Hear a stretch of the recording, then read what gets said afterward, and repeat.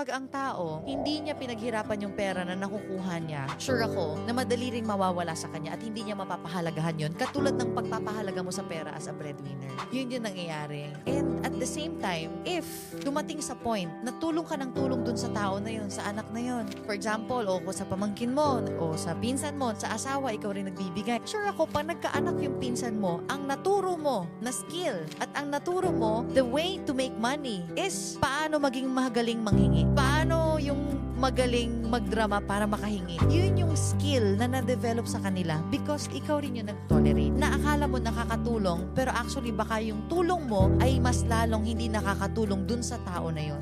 Imbis na maging creative siya na anong gagawin ko sa buhay ko? Wala nang tumutulong sa akin. Anong gagawin ko? Walang nagbibigay sa akin ng pera. Diba dun siya magsa-start na magkaroon ng desire para gumaling sa buhay, para maghanap ng paraan, para hindi umasa sa ibang tao? Dun siya nagsa-start.